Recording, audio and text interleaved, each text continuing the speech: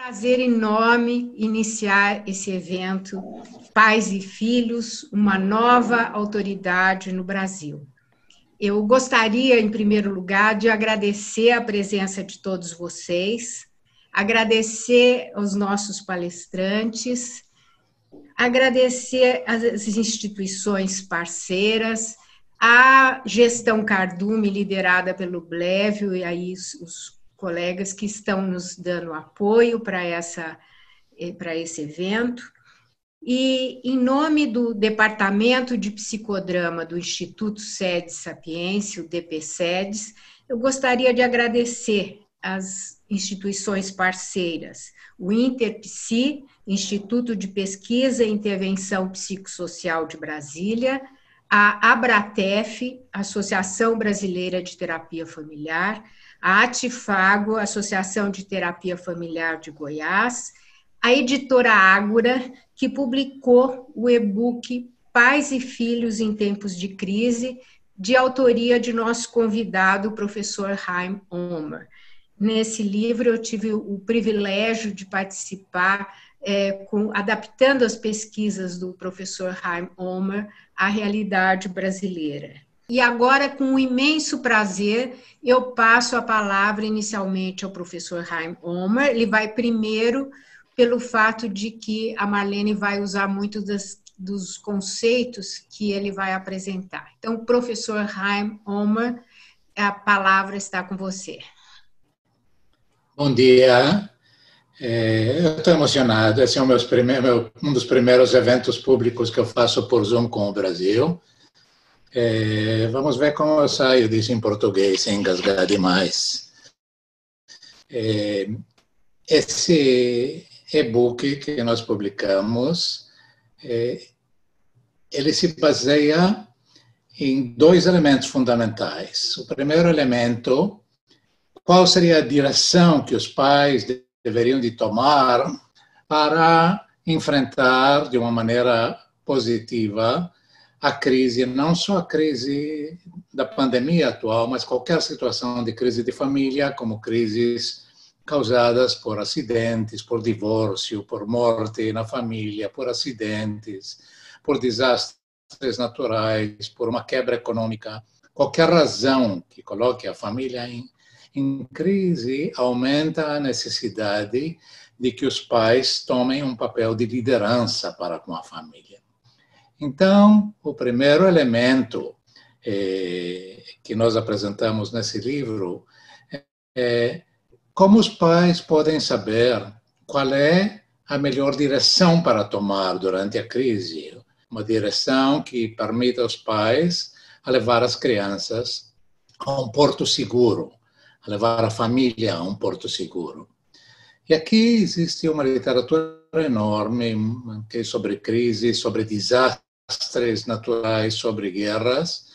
Eu escrevi vários artigos sobre isso e, sintetizando, fazendo um sumário de toda essa literatura, nós podemos enunciar um princípio-chave que dá aos pais uma direção, como uma espécie de norte parental, uma bússola que diz: se vocês forem nessa direção, vocês já estão fazendo qualquer coisa de certo, que aumentam as chances, a probabilidade da família, das crianças se saírem bem dessa crise. Esse princípio, essa direção, é o que nós chamamos de princípio de continuidade. O que é o princípio de continuidade? O princípio de continuidade estipula que os pais, durante a crise, devem atuar para promover a continuidade funcional, interpessoal e pessoal da criança. O que são essas três continuidades? A continuidade funcional significa todas as coisas, todos os deveres, todas as atividades práticas que a criança faz. Por exemplo, se toda criança estuda, está numa escola, então, durante a crise, os pais devem fazer o possível para manter a continuidade da função escolar da criança, acordar na hora certa, se preparar para ir à escola, fazer os deveres de casa. Essa é a continuidade da criança como aluno, como estudante. Fora isso, outros elementos da continuidade funcional, que a criança, se ela tem alguns hobbies, por exemplo, se a criança participa, joga futebol, participa de algum grupo artístico ou do que seja, manter essa continuidade é muito importante. Quando as continuidades são rompidas por causa da crise, interrompidas por causa da crise, aumenta a fragilidade da criança e a possibilidade de a criança responda mal à crise, tanto no imediato como depois. Essa é a continuidade funcional. Pois o que seria a continuidade interpessoal? A continuidade interpessoal é o total dos laços que a criança tem com o mundo em sua volta, seja com a família à larga extensa, seja com amigos, e com seus colegas de escola e assim por diante. Então, durante a crise, é muito importante que a continuidade interpessoal não seja afetada negativamente. Se, por exemplo, num tempo como a pandemia, há quebras na continuidade pessoal, quando os pais são capazes de agir de maneira que reconstrua essas continuidades, que permita mais essas continuidades, seja por telefone, por Zoom, por visitas, na medida do possível, isso deve estar feito, porque quando se quebram essas continuidades e a criança se isola dos seus legames normais, naturais, a criança se fragiliza. Ao mantém essas continuidades, cria muitas possibilidades para a criança para poder superar a crise. A terceira continuidade é o que nós chamamos de continuidade pessoal. Essa é a continuidade da identidade da criança. Por exemplo, em tempos normais, a criança pode se dizer a sua continuidade pessoal: eu sou aluno no ginásio tal e tal, eu jogo futebol num time tal e tal, eu estou num grupo que fazem um jogo tal e tal. Isso todo define a identidade da criança. Durante tempos de crise, às vezes, a identidade é ameaçada.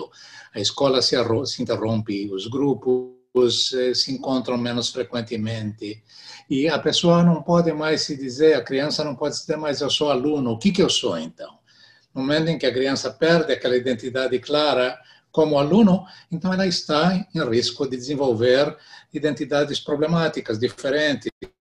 Eu sou, sei lá o que, sou um vagabundo, sou um débil, sou um doente, que não sirvo para nada e assim. Então é muito importante se manter essas continuidades. A pesquisa a respeito de crises, de todos os tipos de crises, é muito clara a respeito.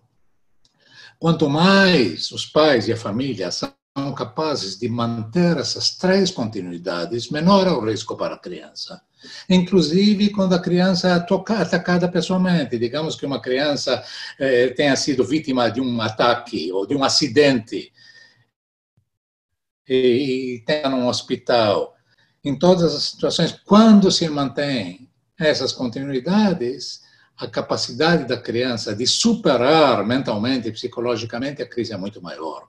Inclusive, quando uma criança, então, está doente, está no hospital, manter essas três continuidades é super importante. Interromper as continuidades fragiliza a criança, aumenta a probabilidade de desenvolvimentos problemáticos. Essa é a direção, então, que nós propomos aos pais. E no livro, nosso e-book, que nós damos vários exemplos de como manter essas três continuidades em tempos de crise, incluindo a crise de agora, a crise da pandemia, mas não somente, nós damos outros exemplos também. Mas agora vem uma pergunta, que é uma pergunta fundamental. Não basta que pais saibam que direção que eles devem ir, okay? O princípio de continuidade dá para eles esse norte parental, é como uma bússola, você vai nessa direção, está indo bem. Mas aí pais se perguntam, e com razão, a gente tem que ter também autoridade para liderar a família, para levar a família, para influenciar a criança nessa direção. Como é que a gente pode ter essa autoridade? Muitas vezes pais sentem que perderam a autoridade, ou muitas vezes a crise rouba a eles alguns elementos, se enfraquecem por causa da crise. Então, vem aqui o segundo elemento fundamental da crise. Como os pais podem restaurar, reconstruir a própria autoridade em uma maneira válida, moral, aceitável, porque quando se fala de autoridade, culturalmente, socialmente, por uma revolução, a autoridade parental do passado não é mais aceita hoje, não é mais aceita como uma boa forma de educar a criança. Por quê? Porque aquela autoridade do passado se baseava em fundamentos altamente problemáticos. Era uma autoridade que era baseada sobre a distância, a pessoa com autoridade estava distante da criança, não estava próxima. Era uma autoridade que era baseada sobre o controle e a obediência. O papel da pessoa de autoridade era de comandar, de ordenar, o papel da criança era de obedecer. Essa autoridade era uma hierarquia extremamente rígida, nós não aceitamos isso. Hoje nós temos uma suspeita profunda desse tipo de hierarquias. A autoridade do passado era uma autoridade que era baseada em punições, em castigos imediatos. Nós não aceitamos isso mais, porque os castigos imediatos causam um perigo grande de escalada, levam a choques entre a criança e as pessoas com autoridade. Então, levando em consideração o fato de que a autoridade, como nós a conhecíamos, na verdade, se desmoronou. Nós não aceitamos mais, se desmantelou completamente. Se faz a pergunta, como se poderia construir uma autoridade hoje, para a nossa geração, uma autoridade que nós, como pais, como educadores, como terapeutas, diríamos, essa é uma autoridade boa, que poderia desenvolver a criança de uma maneira ótima, de uma maneira melhor, de uma maneira positiva. Então, eu estou descrevendo agora, nos últimos 5 minutos, mais ou menos 15 anos de trabalho, o que eu fiz foi desenvolver os princípios do que nós chamamos uma nova autoridade. Uma autoridade boa para nós, para a nossa geração. Uma autoridade a qual os pais poderão dizer: isso eu preciso, está me faltando. Isso eu aceito, está certo do ponto de vista dos meus valores morais, educacionais. Isso é uma coisa que é possível para mim, não é simplesmente lá, que é num céu, num firmamento distante, é uma coisa que eu sou capaz de fazer. Então, quais seriam os princípios dessa autoridade? Eles são uma resposta àqueles elementos da autoridade antiga, tradicional, que nós não aceitamos. Então, por exemplo, em vez das distância, que a pessoa com autoridade tinha que estar distante sobre um pedestal, e hoje, então, nós vemos na autoridade será baseada sobre a presença. Mas uma presença tenaz e decidida por parte do pai, dos pais, do professor, da pessoa com autoridade. Por exemplo, nós definimos a autoridade parental como o que a criança sente quando os pais, a mãe ou o pai, transmitem uma mensagem: eu sou teu pai, eu sou tua mãe, eu estou aqui, fico aqui. Você não pode me despedir, não pode se divorciar de mim, não pode me paralisar. Eu estou aqui e eu fico aqui. Quando os pais se comportam dessa maneira, a criança vem a sentir que tem pais, e não só, sei lá o que, uma máquina de dinheiro, ou um fazedor de serviço, um serviço. Então, a presença cria autoridade e respeito, mas um respeito positivo. Depois, em lugar daquele controle e obediência, que nós não gostamos disso mais, não aceitamos isso mais. Nós não queremos criar crianças cegamente obedientes, nós queremos criar crianças com autonomia. Então, em vez daquela autoridade que era baseada sobre o controle e a obediência, nós enfatizamos uma autoridade que é baseada sobre o autocontrole. Okay? Os pais dizem e pensam: é verdade, às vezes eu não posso te controlar, mas a mim eu posso me controlar. A mim eu posso me controlar e eu sei que isso é meu dever, e o meu dever eu vou fazer. Fazer o próprio dever é autocontrole. Essa é a minha obrigação eu vou fazer. Então, nós ajudamos pais a desenvolver o autocontrole, em vez de almejar a uma tentativa de controlar a criança e fazê-la obedecer. O terceiro elemento no qual nós baseamos a nova autoridade é o elemento da rede de apoio. Isso vem em lugar daquela hierarquia rípida. Naquela hierarquia rípida, a pessoa com autoridade estava sempre no topo e a criança embaixo. Isso nós não aceitamos mais. Então, a nova autoridade é baseada num processo de autorização pela rede de apoio. Numa família, qual seria a rede de apoio?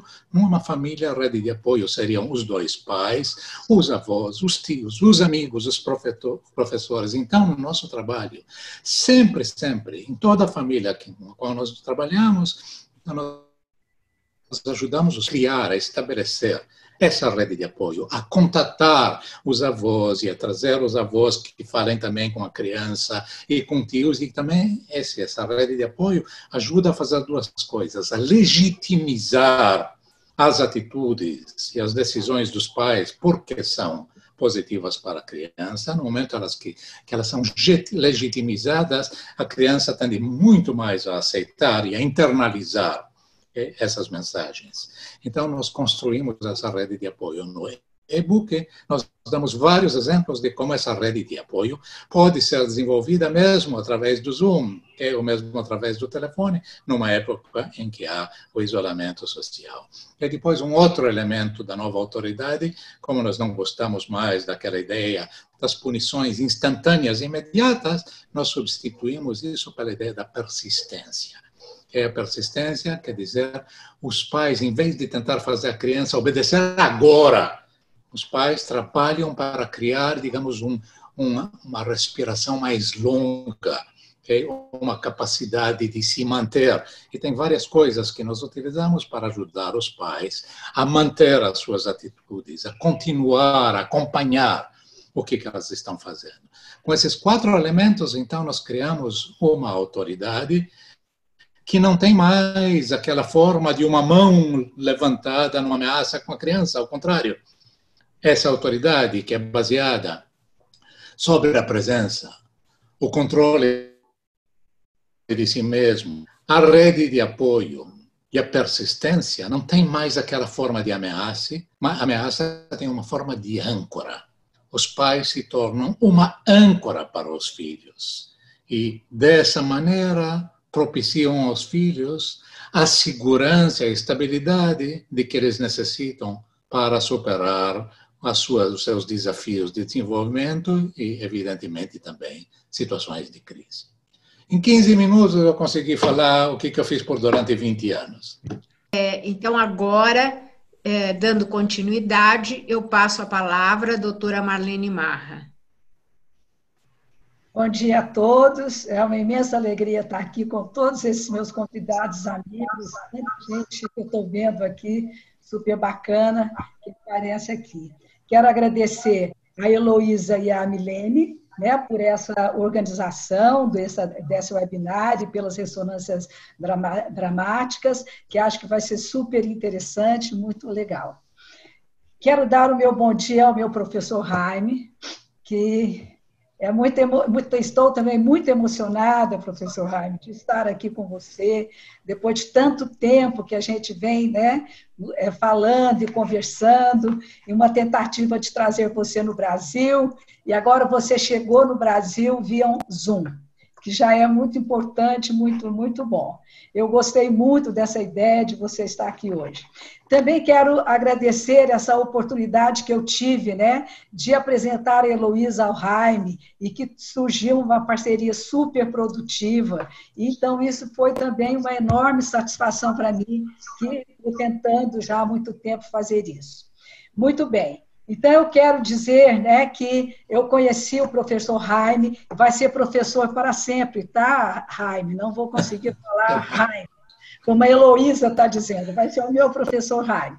Então, professor Jaime, eu estive com ele em Israel, quando eu fui fazer, então, meu doutorado de sanduíche, em 2014, e lá eu estive, então, sob a orientação dele na Universidade de Tel Aviv, e pude estar em vários momentos com ele, os alunos, vários momentos com algumas pessoas que ele me apresentou para conversar sobre o trabalho.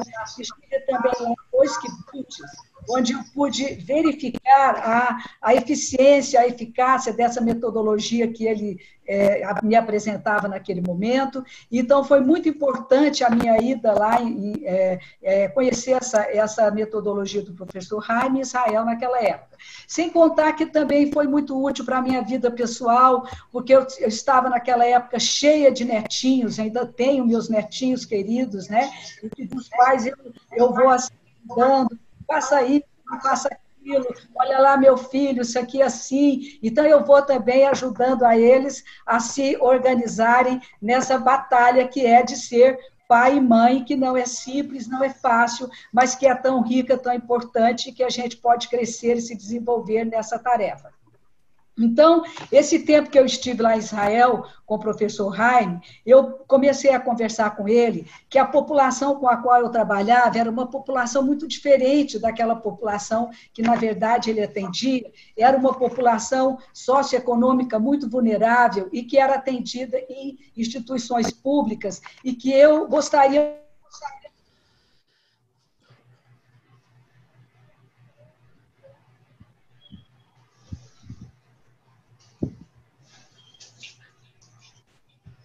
trabalhava com essa população e via a importância disso naquela época.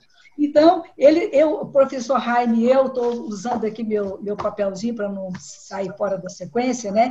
Então, o professor Jaime e eu pensamos naquela época em um protocolo que a gente pudesse utilizar, então, com essa população, e a partir desse momento, então, assim que eu voltei para o Brasil, eu comecei a estruturar, então, essa possibilidade, depois que eu, no término do meu doutorado, comecei a estruturar essa possibilidade junto ao UNB, né, que é a Universidade de Brasília, e o NUPAV, que é o Núcleo de Estudos e Programas de Atenção à Vigilância e Violência. Então, esse programa foi a oportunidade que eu pude utilizar todos esses princípios, todos esses argumentos que são que o professor Jaime trouxe agora para vocês.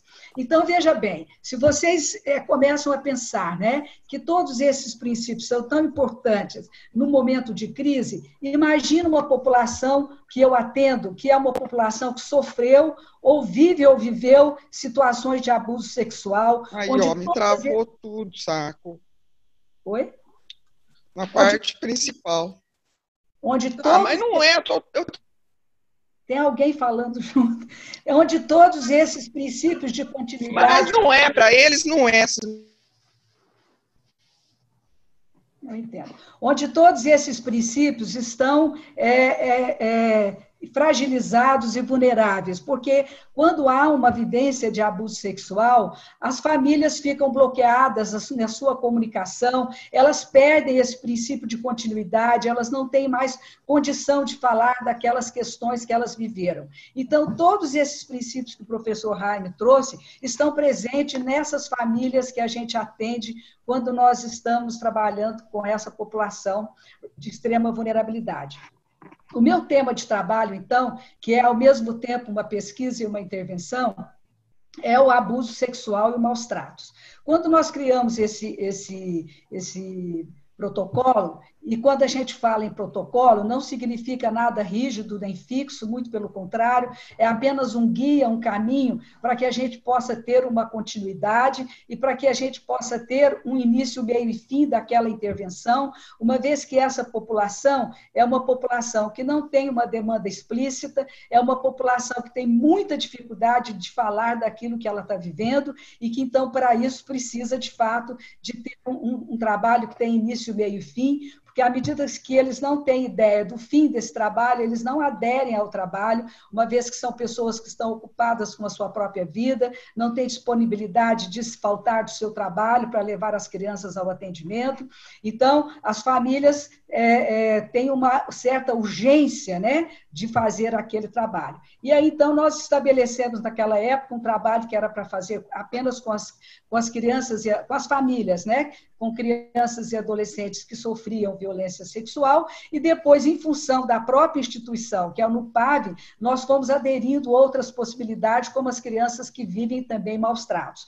Porque uma coisa é muito importante, que geralmente as crianças que sofreram abuso sexual, elas também sofrem outras formas de violência, como violência física, violência psicológica e outras formas de violência, outras formas de maus tratos que está presente, então.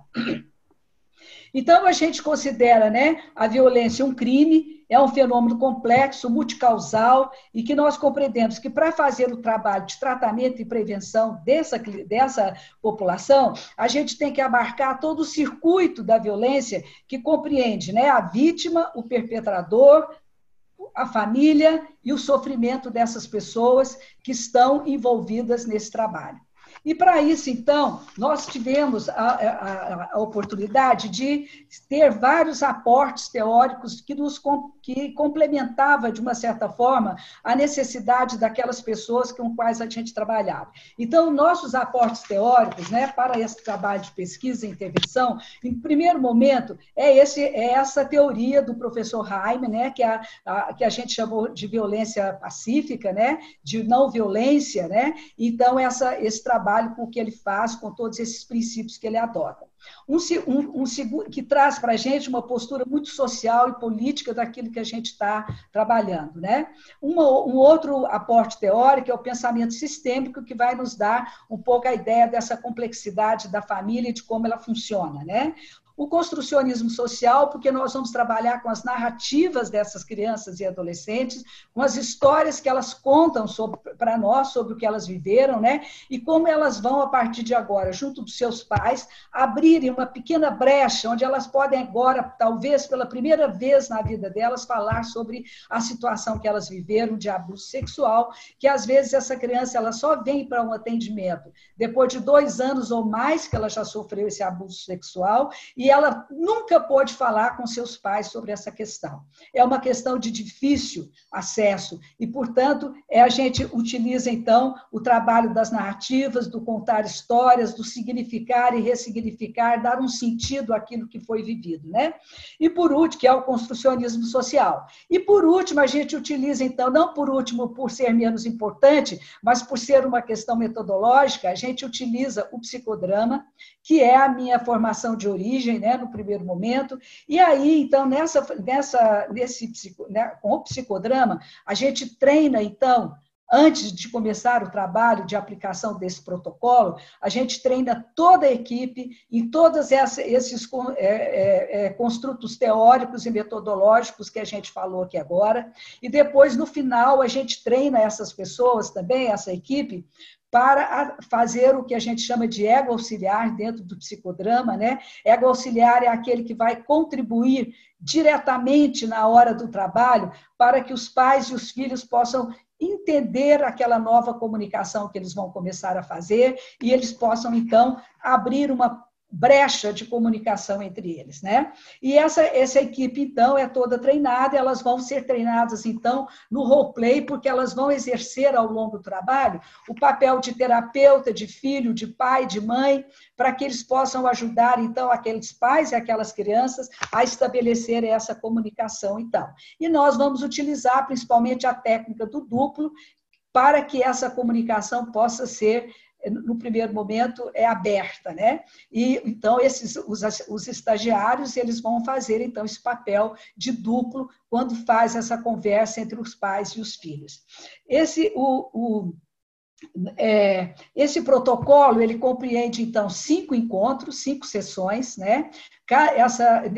Nesse atendimento, a gente reúne 10 famílias, em torno de 10 famílias, né?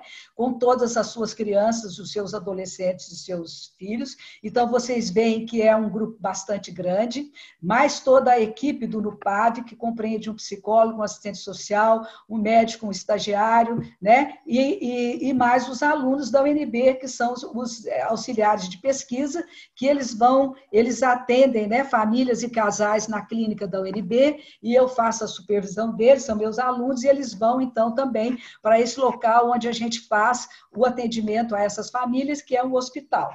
Então, eu vou falar para vocês um pouquinho como ficou esse protocolo, né? Ao longo desse tempo, muitas adaptações foram feitas para atender a essa população, a característica dessa população, e também levando em conta o contexto em que essa população vive aqui no Brasil, né? Então, o nosso protocolo, ele tem, então, 5 encontros de 2h30 cada um deles, né?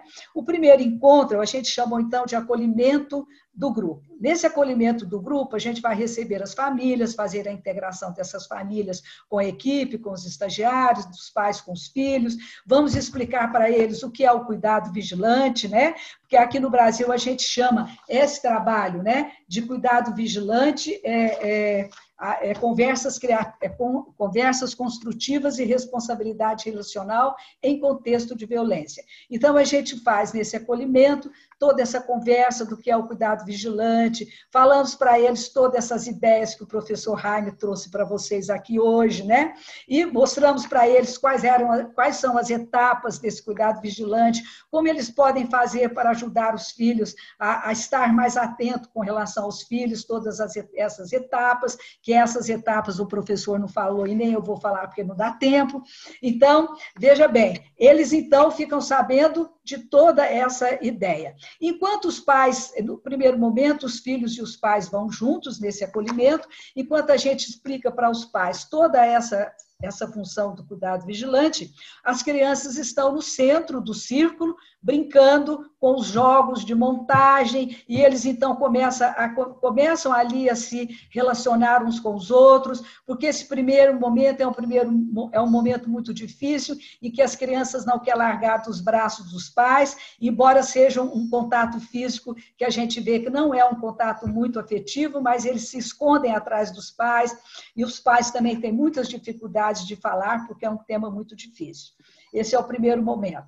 A segunda sessão nós chamamos de Nós, Mulheres e Homens, e Nossas Histórias.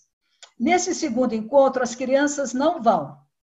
Isso significa que é para as crianças não irem, mas elas vão assim mesmo, porque os pais não têm onde deixá-los, com quem deixá-los. Então, os nossos técnicos do NUPAD acolhem as crianças numa outra sala, vão brincar com eles, enquanto eles brincam, eles passam para as crianças como as crianças podem ser protegidas, como que elas podem fazer para se proteger, e aí nós podemos, então, conversar com os pais e as mães na outra sala, onde eles vão falar um pouco das violências sofridas, como é viver essa violência em casa, o que eles estão vivendo, e os pais os homens e as mulheres, que são os pais e as mães, eles começam a perceber, então, que as histórias que eles estão contando dos filhos deles são as histórias que eles viveram, são as mesmas histórias, porque eles também foram, quase todos eles, vítimas, né, de abuso sexual e maus tratos em sua adolescência, em sua infância, então eles vão se dando conta, né, de que aquelas histórias são histórias igual a dos filhos. Nosso terceiro encontro a gente chama de presença parental. É onde os pais vão dizer para as crianças do quanto eles querem estar com aquelas crianças, do quanto é importante para eles ser pai daquela criança, e um pouco isso que o professor Jaime disse, olha, você é meu filho e eu vou protegê-lo, eu não vou sair de perto de você, eu quero que você trabalhe, eu quero que você fique comigo, a partir de agora nós vamos ter uma vida que vai ser diferente, eu vou olhar para você, eu quero prestar atenção como você chega da escola, eu quero prestar atenção quando você cuida do seu irmãozinho, e quando eu chego em casa, nem falo nada para você sobre isso, então eu quero, a partir de agora, estar presente na sua vida. E então, essa conversa, os nossos estagiários e os nossos técnicos, eles estão ali presentes e acompanham aquela dia de pai e filho, a mãe e o filho, a filha, para que eles possam dar continuidade àquela conversa. Porque se não tiver alguém que vai ajudando eles a fazer a conversa termina em 2 minutos e eles não têm mais o que conversar, porque eles não sabem, nunca fizeram isso. Então, esse é o nosso terceiro encontro. O quarto encontro, ou sessão, né, é o que a gente chama o pai e a mãe que eu fui e o pai e a mãe que eu quero ser a partir de agora. Então, é um encontro muito importante, onde os pais agora vão dizer para os filhos, né, o que eles também viveram na infância deles e que eles também não tiveram o cuidado, não tiveram o privilégio de serem cuidados por seus pais e que então agora eles estão aprendendo a cuidar e que eles querem cuidar dos seus filhos e que eles não puderam observar o que acontecia com eles antes, porque eles estavam muito ocupados, eles não viam a importância de olhar para a criança. Então, agora eles vão falar um pouco dessa possibilidade de um futuro melhor para aquela família, de um futuro onde eles vão estar mais em comunicação, onde eles vão estar mais podendo agora se olhar e se complementarem entre si, né? Então, nesse encontro, é um encontro muito bonito, porque as mães fazem um presente para os filhos, as mães e os pais, né? Enquanto os filhos estão lá, as mães e os pais fazem um presente para o filho, que é uma pulseirinha, né? Uma pulseira de miçanga com um pingente muito lindo, né? Que aparece uma mãe, uma filha e um pai, uma espécie de uma família. E enquanto eles fazem as pulseiras, eles conversam pela primeira vez sobre os seus filhos de uma forma positiva. É a primeira vez que a gente vê no trabalho eles falarem dos filhos de uma forma positiva. Ah, o meu filho gosta de vermelho, gosta de azul. Ah, eu vou fazer essa pulseirinha desse jeito, porque vai combinar com tal roupinha que ele tem. Então, eles conversam algo que é muito diferente de até então eles conversaram. E eles vão, então, agora, ao retornar, as crianças retornam, forma-se 2 círculos, pais ficam de fora, as crianças dentro, e é como se pela primeira vez aqueles pais estivessem vendo aqueles filhos, gerando aqueles filhos pela primeira vez, né? É quase que uma bolha, uma barriga, né? Onde eles podem estar agora gerando aqueles filhos pela primeira vez, e eles vão agora colocar a pulseirinha na criança, dar o presente à criança e dizer para eles algo que eles queiram dizer para aquela criança, a partir de tudo aquilo que eles viveram até então. E é muito lindo, porque eles dizem coisas muito lindas para as crianças. Meu filho, você é a minha esperança. Essa pulseira vai diz do meu compromisso com você a partir de agora, do meu compromisso de cuidar de você, de não deixar nunca mais você ficar solto no mundo, eu vou cuidar de você. E os filhos também entregam para os pais o desenho que eles fizeram, mostrando para os pais como eles se sentem em casa, e os filhos vão dizer, olha, minha mãe, eu não quero mais que você me beija na boca, porque beijar na boca não pode, pai não beija na boca de filho, então eu não quero mais que você faça isso comigo. Então, eles falam das coisas que também eles querem falar para os seus pais, e é muito rico e importante. E o 5º encontro e último, né, é o encontro onde a gente trabalha com os parceiros do cuidado vigilante, que são os apoiadores, tal como o professor Jaime disse aí. Esses apoiadores, as crianças e os pais escolhem quem eles querem trazer nessa próxima sessão,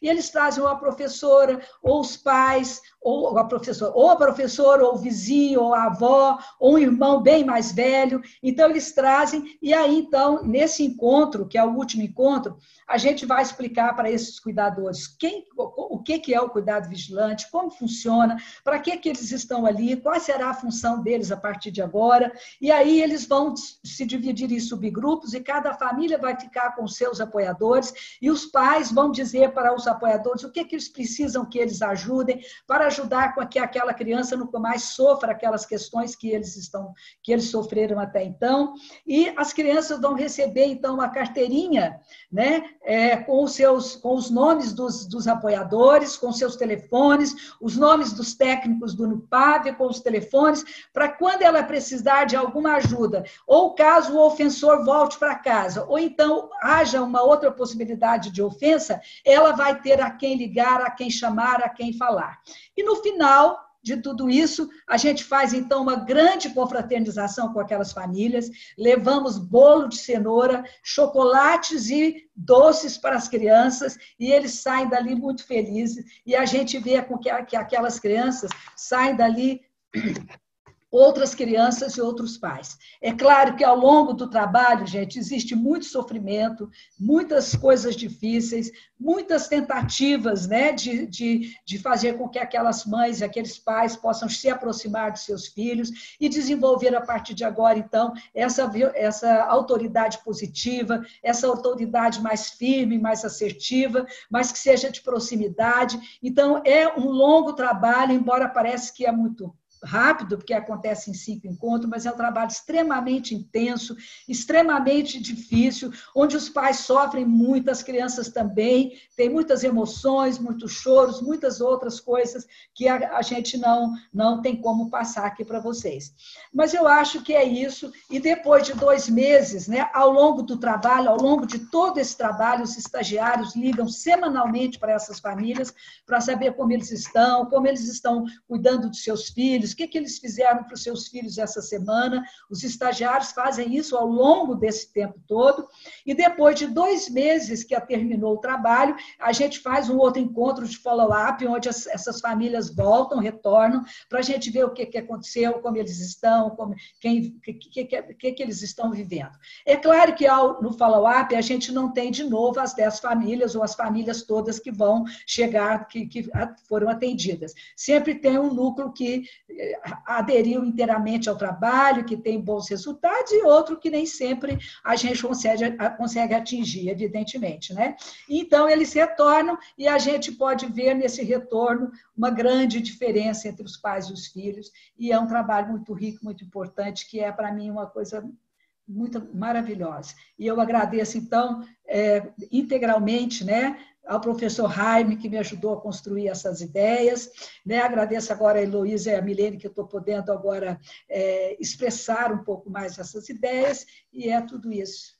Obrigada. Então, eu agradeço muito, Marlene, suas palavras, sua apresentação, as manifestações no chat são de muita riqueza da apresentação, tanto sua como do professor Chaim Omer. Eu vou agora passar, então, a palavra a Milene Fell, que vai dirigir a ressonância antes de fazer as perguntas.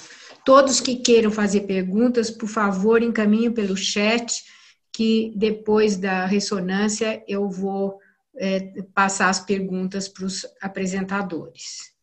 Milene? Que beleza, né? Muito entusiasmo na fala de vocês, e eu estou muito animada que a gente tem aqui em torno de 100 pessoas que poderão ser agentes multiplicadores, né? Dessas ideias todas muito lindas. Agora, a gente, entre essa apresentação muito bacana e as perguntas do público, a gente tinha planejado fazer uma ressonância aqui e agora.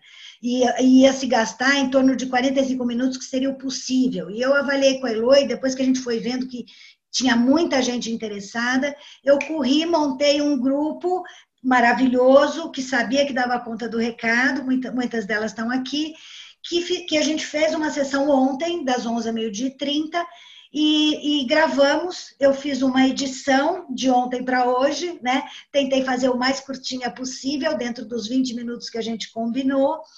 Gostaria de ter feito mais curta, mas eu acho que ficou boa.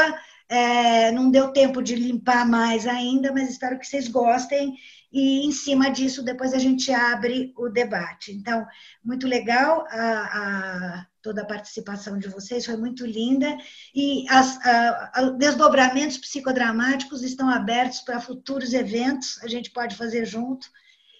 Agora podemos colocar o vídeo, Blévio. Para aprender, contar até 3. Ai, não, pai, não.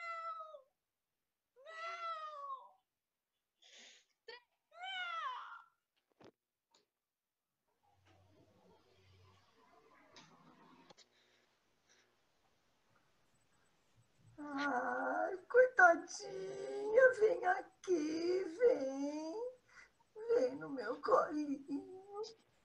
O que fizeram com você? Doeu. Meu Deus. colinho dele, coitadinho. Doeu. Doeu. Vai passar, viu? Vai passar. Ai, respira, deita aqui, deita. Ah, Sempre foi assim. acho que ela vai gostar. Eu consegui juntar dinheiro e comprei. Bom, que bom. Muito lindas. Ah, eu queria para mim também. Toma. Fica um pouquinho. Ai, que macia. Que quentinha. Ai, que gostoso isso. Ai. Ela tá brincando com meu brinquedo. Mãe! Mãe, Que é, menina? Que é, menina? mãe, Ocupada? Não tá vendo? Tô ocupada. Por favor, eu tô ocupada. mas eu quero brincar. Brincar comigo? Olha, achei um negócio legal. É legal, filha. Mas eu tô ocupada agora, tá bom? Eu tô ocupada. Eu disse a você que eu tava ocupada, que a mamãe precisa de um espaço, a mamãe precisa trabalhar, tá bom? A mamãe precisa trabalhar para comprar esse brinquedo aí para você. Não tenho tempo para isso. Eu não tenho tempo para isso. Por favor, eu te peço, por favor, eu já não sei o que fazer com você, por favor. Eu tenho que trabalhar, por favor. Eu preciso de paz também para trabalhar um pouco, tá bom? Eu sei que você precisa de alguém para você, mas a mamãe não pode agora. Por favor, a mamãe precisa de paz para trabalhar. Mas é tão legal. Brinca comigo. A mamãe sabe, a mamãe te ama, mas a mamãe precisa trabalhar, tá bom? A mamãe precisa trabalhar, minha filha. Por favor. Precisa trabalhar. Para com isso! Para com isso, Priscila Andréia! Para com isso, Priscila Andréia! Para! Eu vou bater em você, hein? Eu nunca te bati, mas eu vou te bater, porque não é possível uma coisa dessa. Eu preciso trabalhar. Para! Tá bom, vai trabalhar e eu vou chamar o papai, que ele é muito mais legal. Seu pai nem aqui tá, André. Nem aqui tá o seu pai. Cadê o seu pai? Se ele estivesse aqui, talvez eu estivesse conseguindo trabalhar, mas ele não está, André. Tá, minha filha? É triste pra mim também. Mas eu preciso trabalhar e você precisa entender. Você não é tão novinha assim, você pode entender. Papai não tá mais aqui. Tá?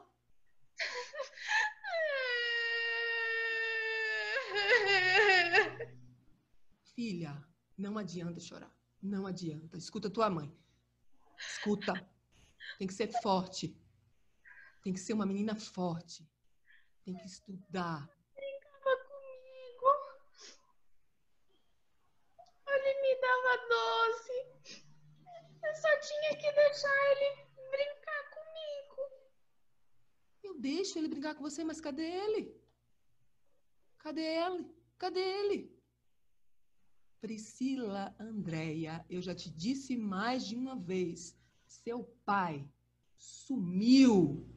Seu pai desapareceu. Escutou?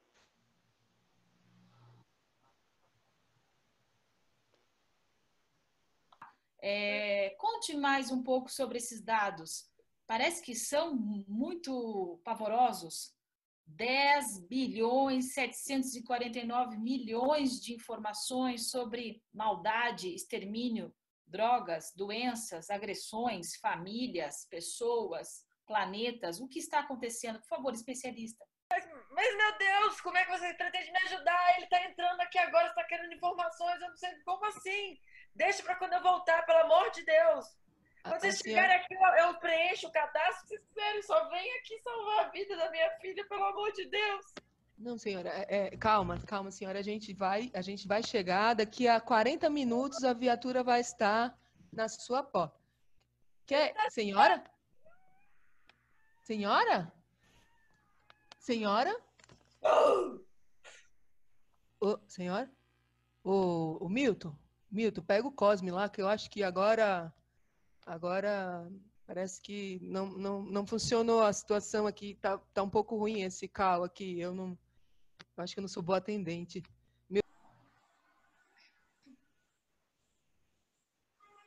Ah, morreu.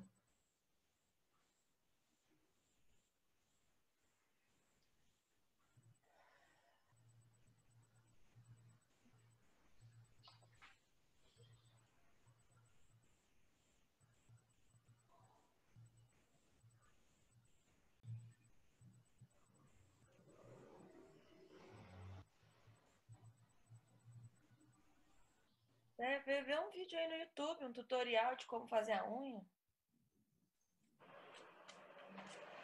Já tô fazendo, né? Aí, ó. O troféu vai para a família. Se preparem. Tem filhos perfeitos, com notas altas. A mãe é uma mulher impecável. O pai é um trabalhador. Esta vai para a família. Rá, rá, rá!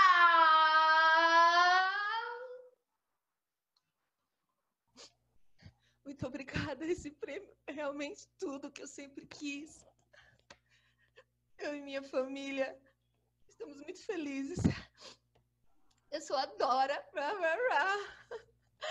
Esse aqui é o meu marido, o Mário. Rá, rá, rá.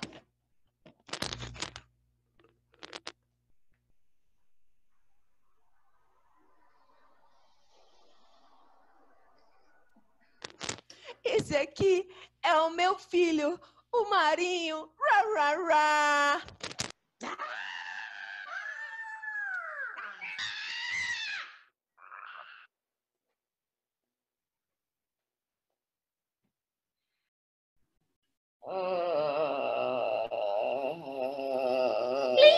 Minha mãe tá presa porque ela matou meu padrasto.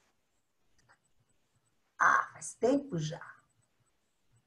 Ah, não liga no filho da puta, estuprava todo mundo, batia em todo mundo. Ah, faz tempo já, tia. Aí. Hã? Ah, nesse abrigo aqui? Ah, não sei, juntando tudo, não sei. Ah, sabe por quê, tia? Às vezes eu vou pra rua, porque aqui é muito chato, eu gosto mais da rua. Porque na rua eu fico livre. Ah, não sei. Ah, não sei. Quê? A tia, vou me adotar, tia. Oh. A gente vai jogar Minecraft. Bora? Mas lá em casa também não tem meu pai, não. É massa lá. A gente faz as coisas que a gente quer. Sem meu pai, a gente faz o que a gente quer. Depois que minha mãe ficou sozinha lá em casa, ficou bem melhor. Você conhece esse jogo? Paga o almoço pra mim? Ha!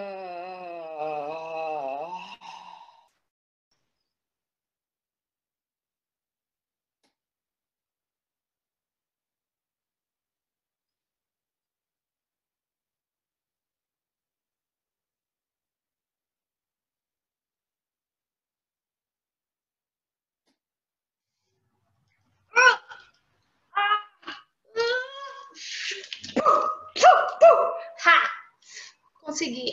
O objetivo desse jogo é exterminar. Menino, vai dormir e desliga esse videogame. Vai, tá quase chegando, tá quase. Menino, olha, eu vou contar até 10. Se você não estiver dentro do chuveiro, eu vou te dar uma porrada. 4, 5. Ah, não. Ah, eu desisto desse menino. José, você que cuide.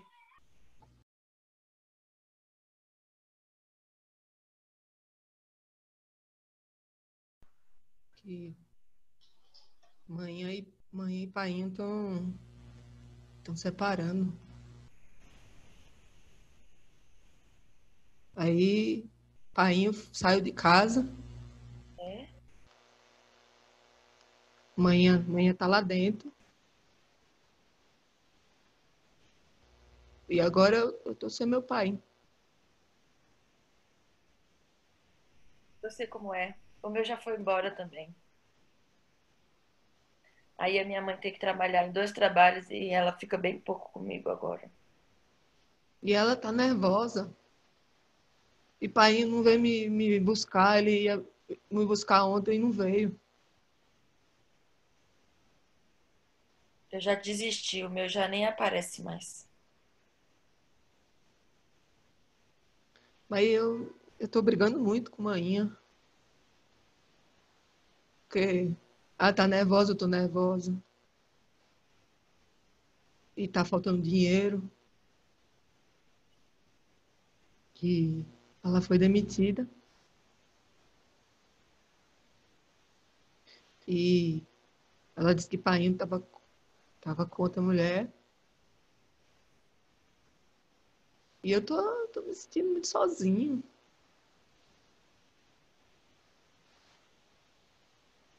Não tem o que fazer.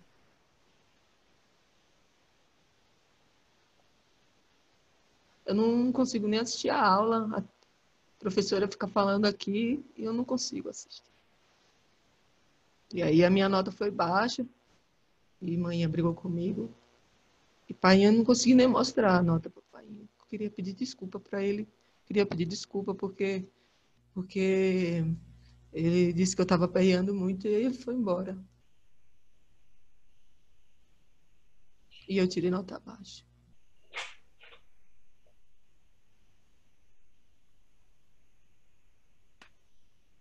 Aqui!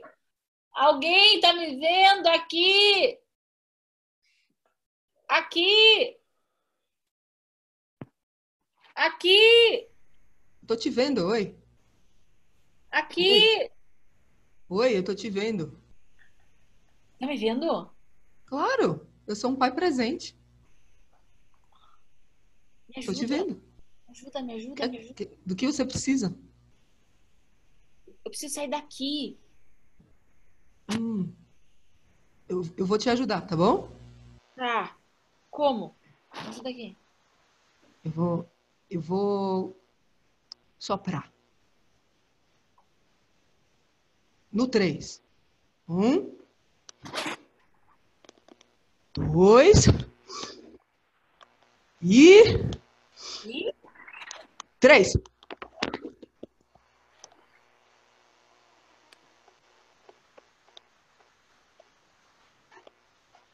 Não sei. Não. Não? Mas eu fiz o meu máximo. Mas só, você tá sozinho, né, cara? Mas acontece, eu sou sozinho mesmo, eu e meus filhos. É, mas é assim, né? Sem problemas. Eu posso te ajudar de uma outra forma? Preciso de mais força, mais força. Quem é que vai te ajudar? Porque, sei lá, mais força. Mas eu tenho outros pais, amigos que me ajudam. Mais força. Eu vou chamar os meus amigos, tá bom? 1 minuto. Gente, a gente tá com uma situação aqui, estamos precisando de mais pais, amigos, mais pais presentes. Por favor, apareçam.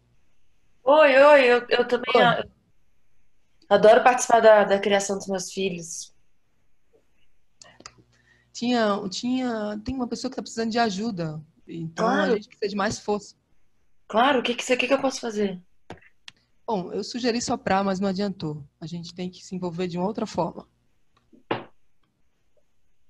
Mas, eu acho que a gente precisa de mais força, mais pais. Peraí, que tem um colega meu que também é pai presente. Vou ligar pra ele. Chama. Oi, amigo? A gente tá precisando de você aqui. Você pode chegar mais? Nossa, ele tá chegando. Tá bom. Mais força, gente. Olha, não pôde vir mais em eu, tá? Tá ótimo. Tá Quanto ótimo. mais, melhor. Cadê a Mas- pessoa que eu não tô vendo?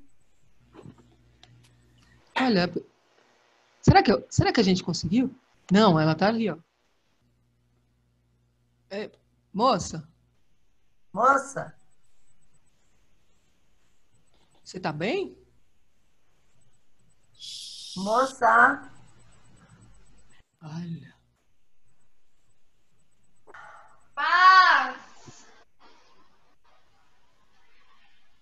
Paz! Paz!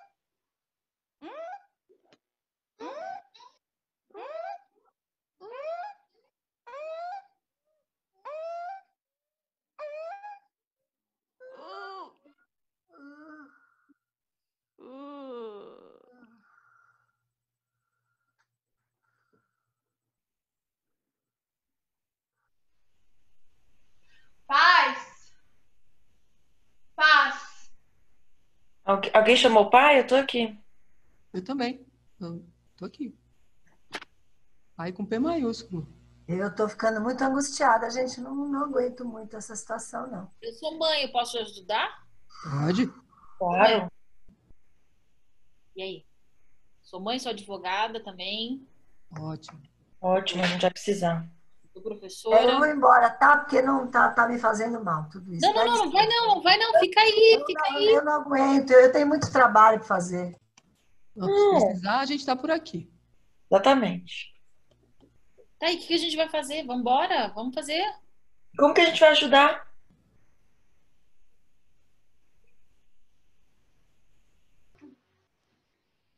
E aí, menina, o que você me conta? Mesma coisa, né? Tudo igual. Mesma coisa de sempre. É, achei que tava um pouco diferente essa semana. Nada mudou. Ah, não, mas teve algumas coisas que mudaram, sim, não? É tudo a mesma coisa. A mesma coisa. Ah, mas pelo menos a gente fala sobre isso hoje em dia, né? Tô cansada de ficar aqui nessa tela. Eu queria fazer a unha no salão.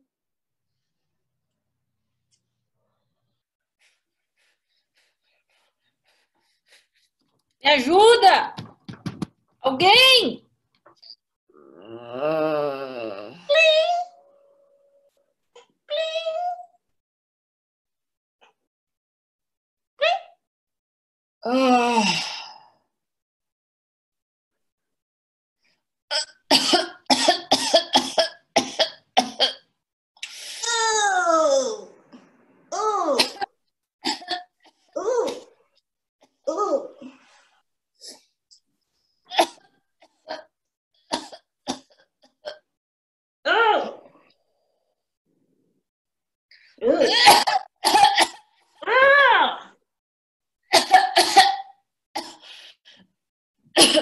Me ajuda! Me ajuda!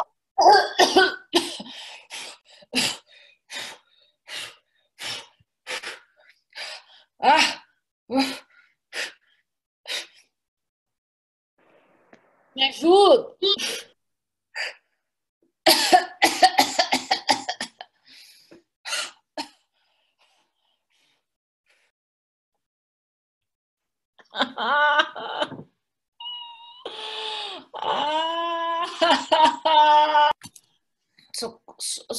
Socorro! Pega a sua mão e puxa esse negócio aí. Você vai sufocar desse jeito. Aqui a mão, aqui. Eu tô te segurando. Vem. Daqui, a minha mão tá aqui. Vem. Vem. Aqui, força. Eu vou te pegar. Vai.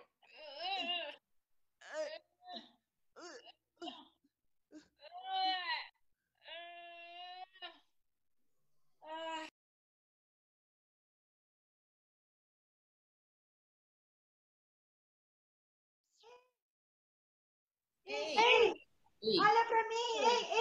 Ei!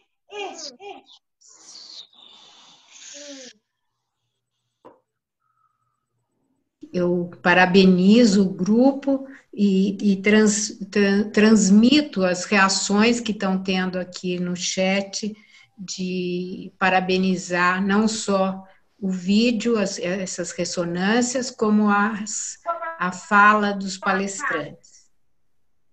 E agora, nós vamos então para as perguntas e respostas. Nós temos aqui a primeira pergunta foi encaminhada pela Rosane Rodrigues, que pergunta como os palestrantes veem, nesse momento de pandemia, o enorme número de menores de idade fazendo contato com psicólogos para pedir socorro, confrontando com a legislação que não permite que atendamos sem autorização dos pais, e crianças com medo de que os pais saibam e os castiguem severamente. Eu proporia que a Marlene respondesse, tanto porque as circunstâncias em Israel são muito diferentes do que no Brasil a respeito disso. Eu fiquei aqui pensando, enquanto você escrevia a pergunta, eu fiquei pensando que, não sei se porque trabalho com essa população, né, trabalho muito com casais e famílias, eu tenho visto a enorme quantidade de famílias, de casais e famílias buscando a terapia, né? Não só a partir de comigo, mas com outros colegas meus também, né? Muitos pais e famílias buscando a terapia, até porque estão com muitas dificuldades, sim, com seus filhos, de manejar todas as situações em casa, das escolas que mandam uma quantidade de deveres, as crianças precisam acompanhar, né, as aulas online. Então, os pais estão realmente muito apavorados, com muitas dificuldades com seus filhos na realização disso. E nas instituições onde eu trabalho, que é o NUPAV, e com o que eu venho acompanhando com as técnicas, também tem tido muita gente buscando, porque agora todos os atendimentos foram suspensos em função de que onde a gente atendia, o hospital que a gente atendia é hoje o hospital que foi transformado no hospital que recebe as pessoas que têm coronavírus. Então, os técnicos todos precisaram sair de lá, foram para outros locais, e isso eles vêm sendo, sim, procurados por pais, principalmente, sem saber o que fazer com os filhos, e eles têm atendido via online, né, por telefone também, e a maior parte desses atendimentos que eu vejo aqui, muito mais pais e famílias buscando os atendimentos.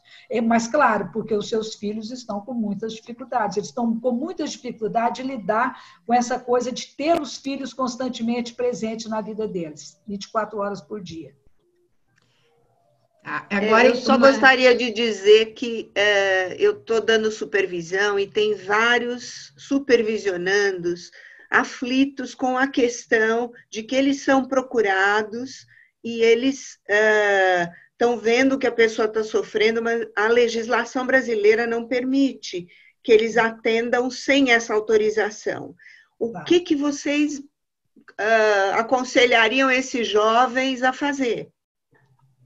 Então, eu penso, Rosane, que eu aconselharia, se um jovem estivesse me procurando, eu conversaria com ele no primeiro momento, perguntando o que estava acontecendo com ele, só para que ele pudesse ter a oportunidade de falar, independente de saber se eu não vou atender, porque a legislação não permite mesmo, é claro, mas assim, o que está acontecendo com a família dele, e se eu poderia entrar em contato com a família dele. Isso poderia ser. Provavelmente ele não vai querer, evidentemente, né? Não. Outra coisa é assim, como seria ele trazer a família para o atendimento? Eu acho que é a única coisa que a gente pode fazer, porque atendê-lo sozinho nós não podemos, a legislação não permite. Então, como seria você chamar sua família junto com você para que a gente pudesse fazer um trabalho com vocês? Né?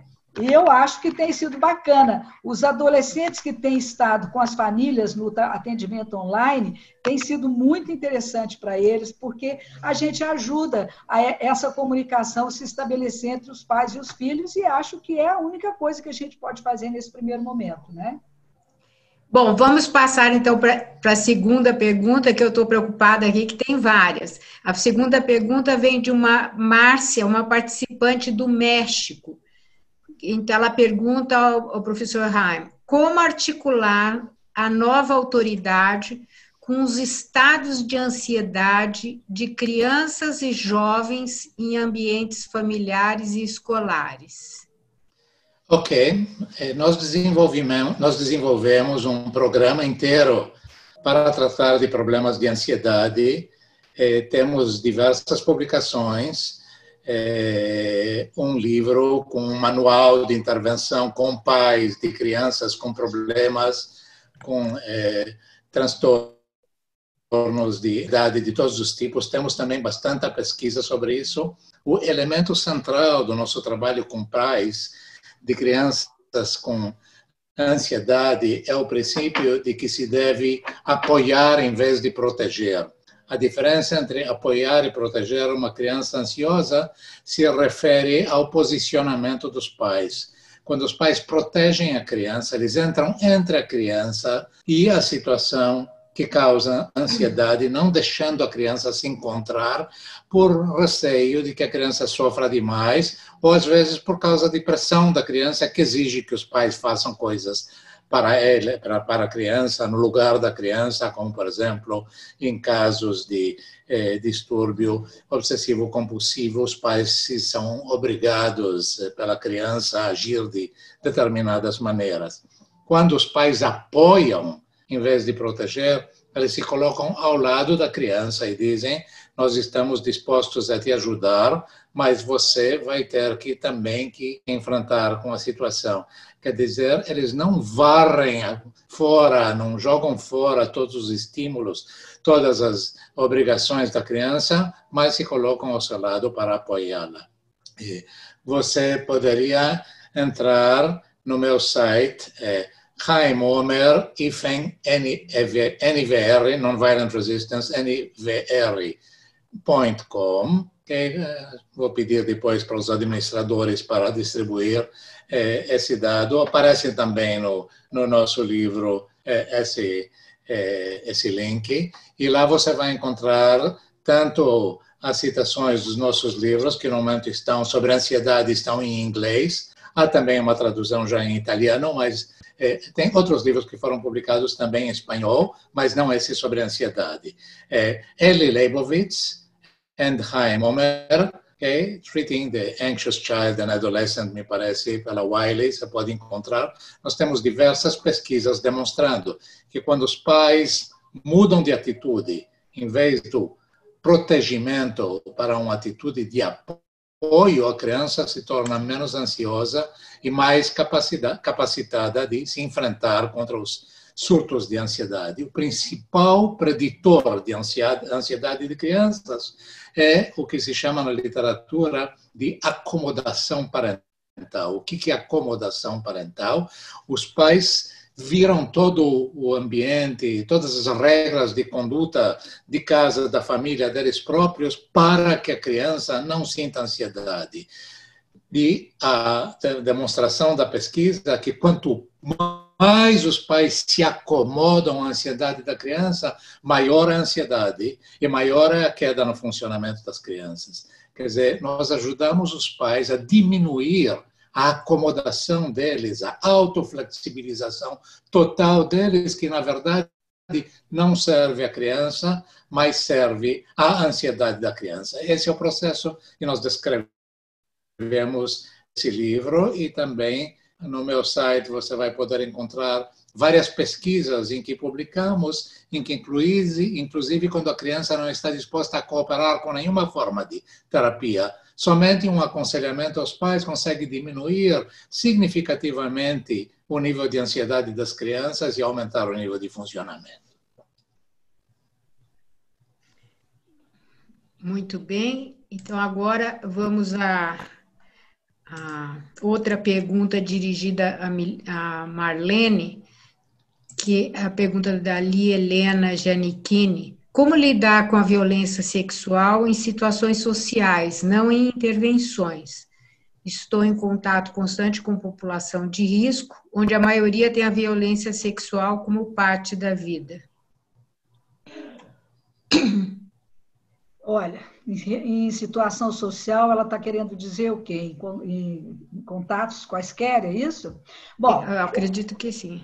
Bom, eu fico pensando que para que a gente possa trabalhar com a violência, a gente tem que fazer todo esse circuito que está presente na violência, porque senão a gente não consegue ter efeitos para prevenir essa violência ou para acabar com essa violência. Então, teríamos que atender todo o circuito da violência, como a gente falou naquela hora. Agora, é claro que é importante que a criança possa contar o que... Não necessariamente contar o que ela viveu durante o abuso, ou a violência, ou a molestação que ela teve, mas que ela possa dizer o que ela está sentindo, o que significa aquilo que ela está vivendo, para alguém um adulto que possa ajudá-la, né? Porque a criança sozinha ou o adolescente, ele não dá conta de resolver essa questão, porque ele provavelmente está sofrendo várias pressões, se ele tem uma violência sexual, principalmente se é num nível mais social, ele não vai contar essa violência para ninguém, porque ele está sob pressão.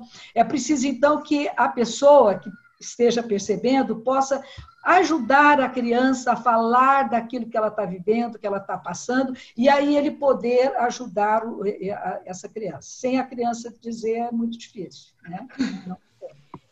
A próxima pergunta é o professor Haim, do Nuan Kramer. Pergunta se não é difícil para um israelense ser educado a partir da perspectiva que foi apresentada e depois passar por 3 anos de serviço obrigatório no Exército. E ele lembra que qualquer exército se comporta de forma autoritária à moda antiga, e não, como você bem sugeriu, com a sua perspectiva. Bom, olha, eu nem sei como responder a isso, ok? Nós temos muitas crianças, a gente trabalha com pais. Nós trabalhamos com pais, nós ajudamos os pais. Em geral, são pais que têm 2 tipos de problema. Um dos tipos de problemas é que eles se tornam indefesos, ou passivos, ou impotentes, ou dominados por uma criança violenta, exigente. Outro tipo de problema são pais que respondem agressivamente, que perdem o controle, que são impulsivos, que gritam, que berram, que ameaçam. Esses são os 2 padrões principais de comportamentos problemáticos de pais que nós modificamos com a nossa abordagem. Nós demonstramos que nós conseguimos melhorar muito o nível de autocontrole dos pais, diminuir a impulsividade, diminuir as explosões e aumentar, ao mesmo tempo, a firmeza, a segurança dos pais, a capacidade dos pais de agir, de exigir, de exercitar uma resistência não violenta à violência da criança, aos comportamentos de risco das crianças. Na verdade, o que acontece se torna muito mais ordeira, muito menos caótica. Nós demonstramos isso, se torna muito menos caótica. E as crianças se tornam mais capazes de lidar com desafios da vida. Por exemplo, crianças que se retraem, que se tornam viciadas nas telas, nos computadores, crianças que se fecham no próprio quarto, ou crianças que desenvolvem um transtorno, um distúrbio compulsivo que tiranizam a casa inteira. Nós conseguimos criar um ambiente em que essas crianças se tornam mais capazes de se adaptar. A adaptação da criança, o nível funcional da criança sobe. Evidentemente, a chance que tem essa criança de se defrontar com desafios, como em Israel, o desafio do exército, é muito maior. Okay? Não há dúvida que as crianças que nós tratamos tem uma probabilidade maior, como tem uma probabilidade muito maior de confrontar com os desafios escolares. O número de abstinência escolar nas crianças com as quais nós tratamos dos pais é bem mais baixo. Nós conseguimos evitar a abstinência escolar. Desse ponto de vista, eu não acho que o exército seria um desafio de uma forma diferente. A vida é suficientemente complicada também em outros países. Eu não achei que tinha aqui umas complicações ou dificuldades muito diferentes. O ensino em mais de 10 na Europa, vejo os mesmos problemas. Pessoas que foram que fizeram um aprendizado comigo ensinaram que na China, em Hong Kong, na América do Sul, inclusive, e não acharam que os problemas são tão diferentes, como se a paternalidade, o trabalho dos pais tivesse alguns elementos que são internacionais. Os desafios são internacionais, especialmente numa época em que existem problemas internacionais. Por exemplo, todos os pais têm que se defrontar com a internet, com o fato de que a criança tem a verdade na sua mão, ok? Ela se olha aqui está a verdade, não são os pais mais. A sabedoria está aqui, não está com os pais mais. Isso é um desafio internacional em todo lugar, não tem família que não tem que se defrontar com esse desafio. Por isso, eu não acho que o exército fosse uma situação diferente. É um desafio. Uma criança que aprendeu a aceitar limites em casa vai aprender a aceitar limites também no exército. Uma criança que aprendeu a superar frustrações dentro de casa vai estar em melhores condições de suportar frustrações também no exército. Eu posso falar algo sobre isso? Fala, Marlene. Sim, claro. As minhas impressões com relação a isso, né? Eu, como vou muito a Israel, então tenho sempre a oportunidade de ver que parece que a vida do jovem no exército é uma questão cultural que faz parte daquele povo, de tal modo que os jovens querem ir ao exército. Os jovens acham isso algo muito importante, no sentido de ser algo meio patriota mesmo, no sentido de estar, de querer estar no exército. Isso para eles é uma coisa importante. E quando o adolescente quer e acha que é importante, ele supera qualquer dificuldade, né? E uma outra coisa que eu observo também em Israel muito é o quanto os pais dão muita importância às crianças e aos adolescentes. Isso é uma coisa bastante interessante que a gente observa. Não quer dizer que os nossos pais aqui não dão importância, dão também importância, mas como eu trabalho com essa população, né, que é uma população em que tem tantas vulnerabilidades, e uma das vulnerabilidades é essa, né, as dificuldades entre pais e filhos, então eu observo que lá existe uma preocupação sempre muito constante dos filhos, né, dos pais para com os filhos. Tem uma expressão que se chama mãe judia, em Yiddish se diz Yiddish uma mãe judia.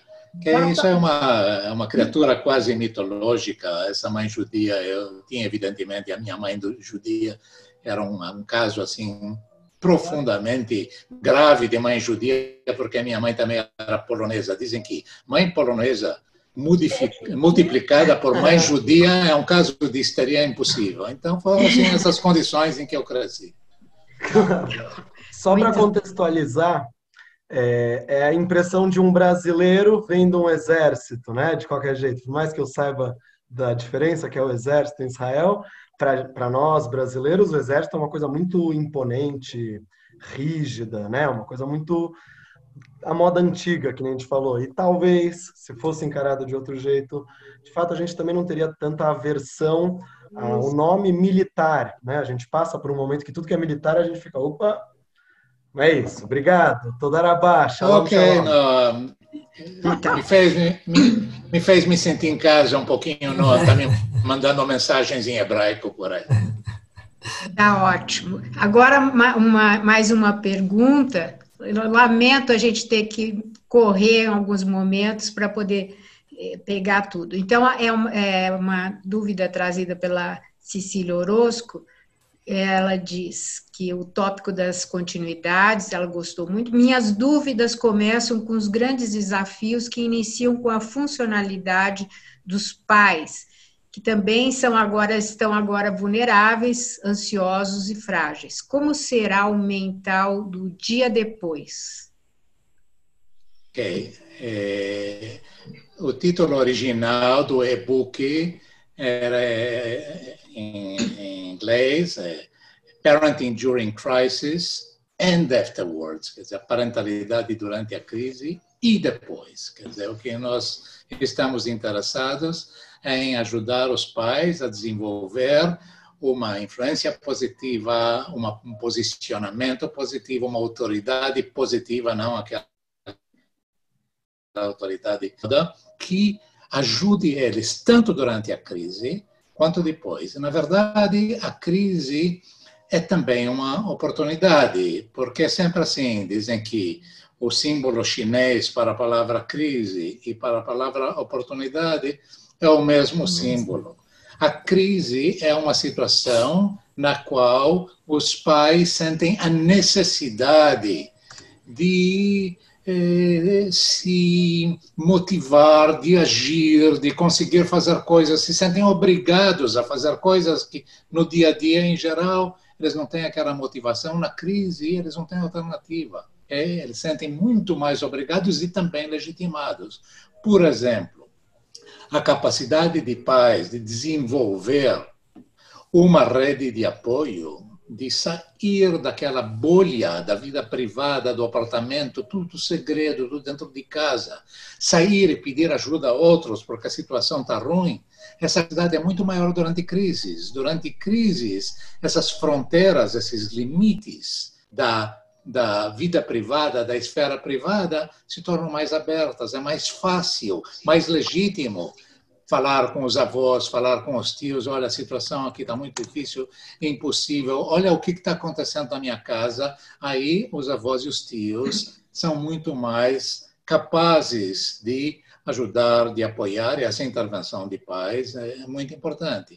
Casos de violência, dou um exemplo muito típico. Por exemplo, uma família que está sendo muito abalado porque um jovem adolescente se tornou muito violento, está batendo nas irmãs, está ameaçando os pais, são coisas que acontecem quase diariamente. Então, numa situação dessas, que é uma situação de crise, essa violência, nós ajudamos os pais a contatar a família largada e, por exemplo, o rapaz de 14 anos, esse menino de 14 anos, bateu na irmã dele a meio-dia. Depois das 4, depois do almoço, ela recebe um telefonema do avô que vive numa outra cidade. E a avó fala, como é que vai as coisas, José? Ah, tudo bem, graças a Deus, mas eu ouvi dizer que você hoje bateu na tua irmã.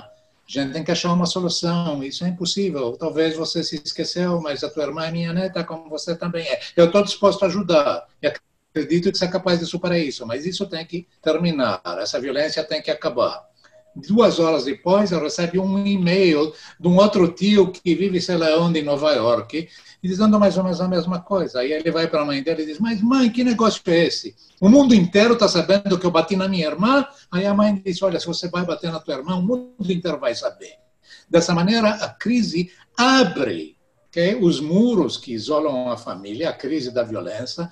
Os pais se tornam muito mais capazes de trazer esse apoio externo e esse apoio externo modifica a posição deles de uma maneira fundamental. Em vez de eles falarem agora, você vai parar de fazer isso em nome próprio, eles dizem, nós vamos parar de deixar isso acontecer. Quem é esse nós? Somos eu, o papai, a mãe, o vovô, o tio, a tia e os amigos. Esses nós dão uns ombros largos aos pais que permitem eles a funcionar muito melhor também nos tempos depois da crise.